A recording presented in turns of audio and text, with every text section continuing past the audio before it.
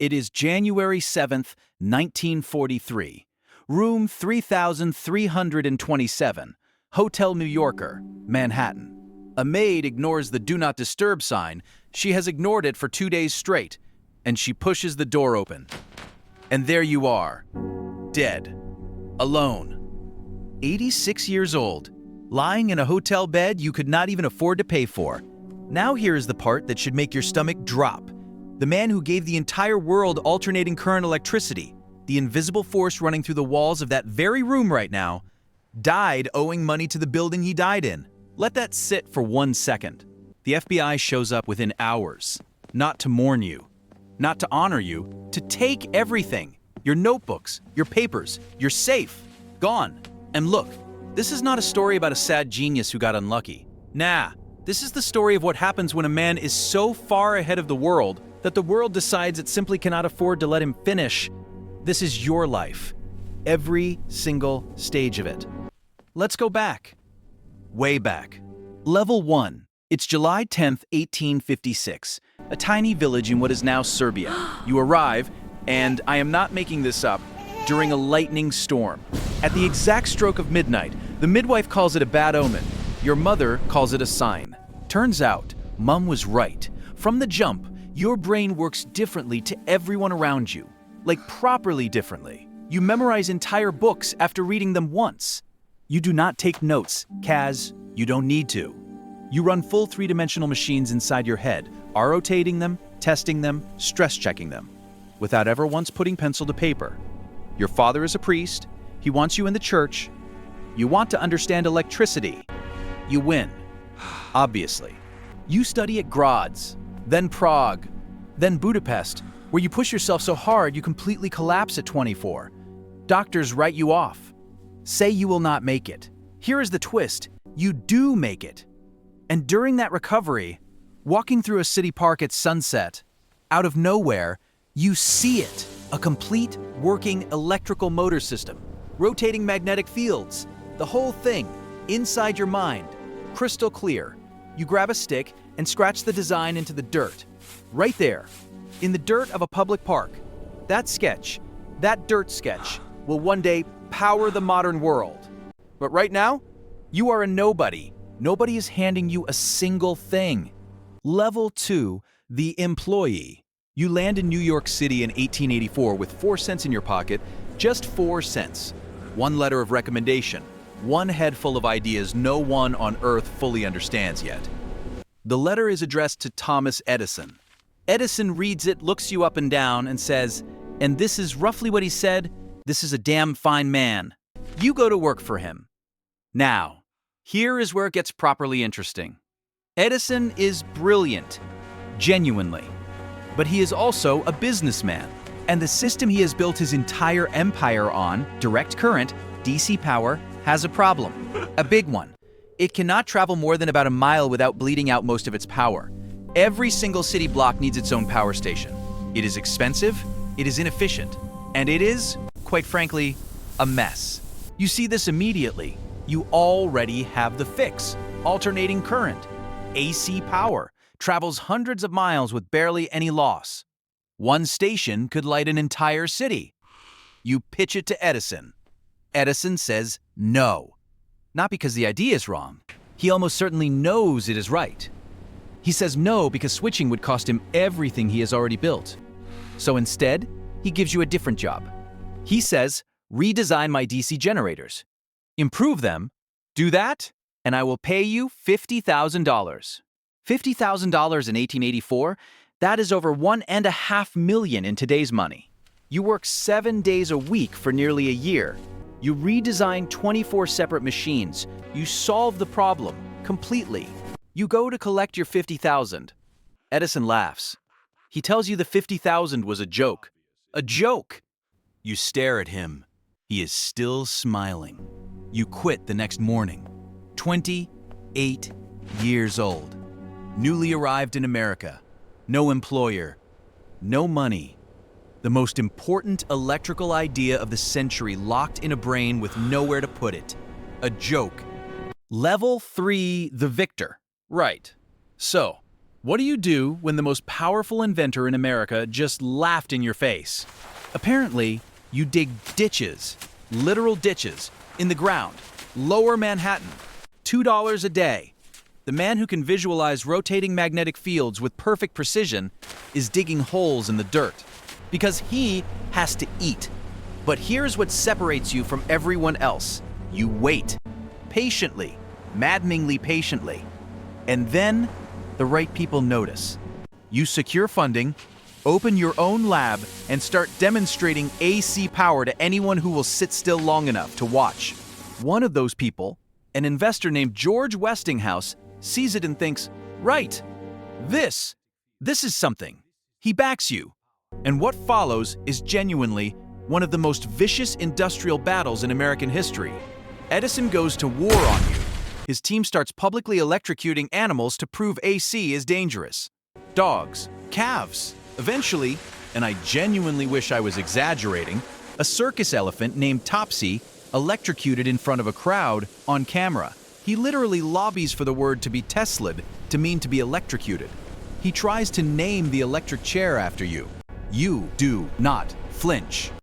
1893, you and Westinghouse power the entire Chicago World's Fair. 200,000 light bulbs, the crowd goes completely silent before they start screaming. Edison had bid on the same contract. You undercut him by more than half. Then, Niagara Falls. You harness one of the most powerful natural forces on the planet and light up the entire city of Buffalo, New York. You have won. Every socket in every wall in every building you have ever set foot in, yours. But here is the moment, the one moment that changes everything that comes after. Westinghouse pulls you aside. Quietly, he tells you the royalty payments are going to bankrupt the company. He needs out of the contract. You look at him for a long moment, and then you tear it up. Every dollar owed to you. Gone, by your own hand. Because you believed electricity should reach everyone, not just make you rich. Level 4, the dreamer. Now you have fame, respect. Every major financier in America wants a seat across the table from you. And you have a new idea.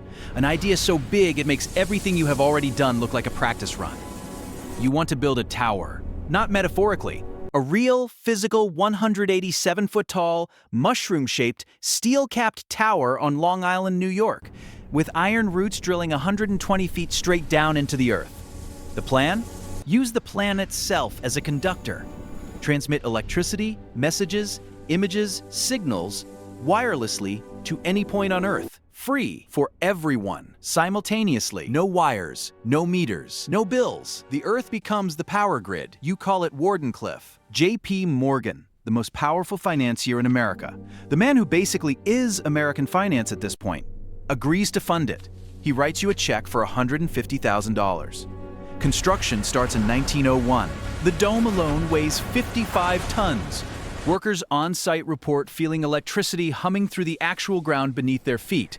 You are generating artificial lightning bolts visible from 100 miles away across Long Island Sound on a clear night. This thing is alive. And then, December 1901, a man named Guglielmo Marconi announces he has transmitted the first wireless signal across the Atlantic. England to Canada. The newspapers explode. Marconi's picture is everywhere. Morgan is watching the headlines, and Morgan sends you a letter. What exactly is Wardenclyffe for? And here, right here, you make the one honest mistake that costs you everything. You tell him the truth. You explain that Wardenclyffe is not just for messages. You want to give free electricity to every human being on Earth. Unlimited, wireless, unmetered, for all. Morgan reads that letter. He sits with it, and then he writes back. 4 words. Where do I put the meter? Funding? Gone immediately. You write to him 17 more times over the next 4 years, begging, reasoning, arguing. He does not respond to a single one. Level 5, the fall. Without Morgan, everyone disappears. Because in that era, if JP Morgan will not touch you, it is a signal to every other investor in America that you are finished, toxic, a risk not worth taking. You try everything. You mortgage Wardenclyffe to pay hotel bills. You take a second mortgage to keep the lights on. Workers go unpaid. They leave, one by one. The tower sits on that Long Island hill, unfinished, rusting, slowly becoming a ghost of itself, while you bounce between Manhattan hotels, staying one step ahead of the bill collectors. Then 1917, the bank runs out of patience. They send men with dynamite. They blow up your tower, and they sell the steel scraps, the remains of the machine that was going to give free energy to the entire world, for $1,750 to pay a fraction of what you owe. You have a breakdown, a real one, the kind that takes months to climb back from. And here is the quiet cruelty that should make your blood run cold. The electrical system those bank managers used to process the foreclosure papers, the lights in the room where they signed your life's work away, the power running through every floor of every building in New York City that day, all yours. Your idea, your proof, your sacrifice, and they dynamited it for scrap metal. Level 6. The ghost. Here is the thing though, you do not quit. That is actually important to understand. You are not broken. You are still going. You keep inventing, keep filing patents, keep showing up to your lab, but the version of you that exists after Wardenclyffe is different. You stop eating with other people. You take your meals alone every single night at Delmonico's, always the same table, always facing the same direction. You become obsessed with the number 3. You circle the block 3 times before entering any building. You refuse to touch other people's hair.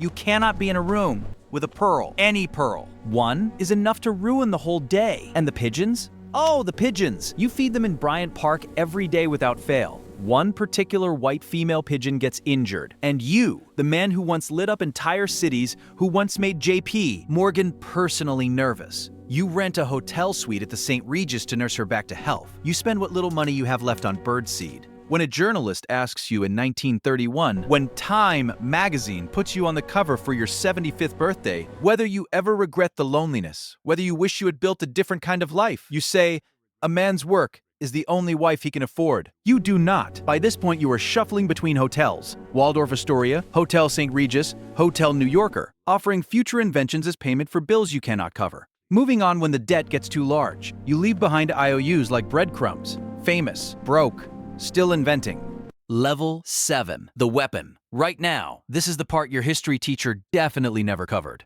In the 1930s, you are in your late 70s at this point. You make an announcement, you tell reporters, scientists, government officials, anyone who will listen, that you have designed a weapon. Not just any weapon, a teleforce device, a particle beam cannon that fires metal ions at 270,000 miles per hour, with 100 billion watts of concentrated energy behind it, capable of destroying 10,000 enemy aircraft simultaneously from 250 miles away. The press immediately calls it the death ray. Now, most governments send polite rejections. The Soviets? The Soviets reportedly pay you $25,000 for a preliminary set of plans. The FBI start watching your hotel room. Then World War II escalates, and you contact the United States military directly. You tell them this weapon could end the war. You request a senior meeting to present the full designs. The meeting is scoodled. You die 4 days before it happens. January 7th, 1943. Within hours, government agents are in your room. They crack open your safe. They remove every notebook, every document, every loose page they can find. The official review is filed by a scientist named John G. Trump. Yes, the uncle of a future American president. That one. His report concludes, the death ray probably does not work. The papers contain nothing of real military value. But here is the bit. Some of those papers were never returned to your estate. Some are still classified. And a U.S. military project launched in the decade after your death, Project Nick, attempts to build almost exactly what you described. It produces no public results. Draw your own conclusions. Level 8, the end, and what it means. So, let us be honest about what your life actually was. You powered the world, and you did it by tearing up the contract that would have made you wealthy for life. You tried to give free energy to every human being alive, and a banker killed that dream with 4 words and a smirk. You built a weapon that may or may not have been real, and the government took it before anyone found out.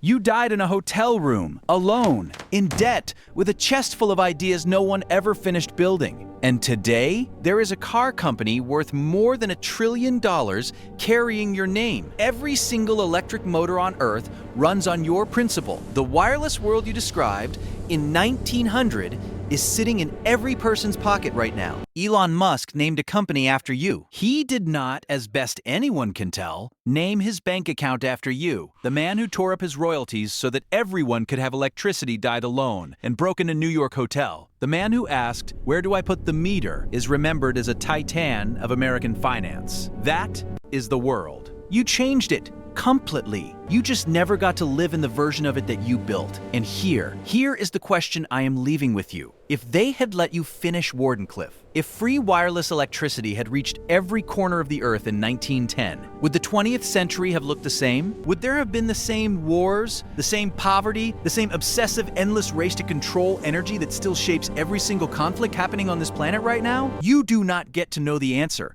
Nobody does, and maybe that is the most Tesla thing of all. Now smash that red giant below so that you'll notify you and the soul of next genius.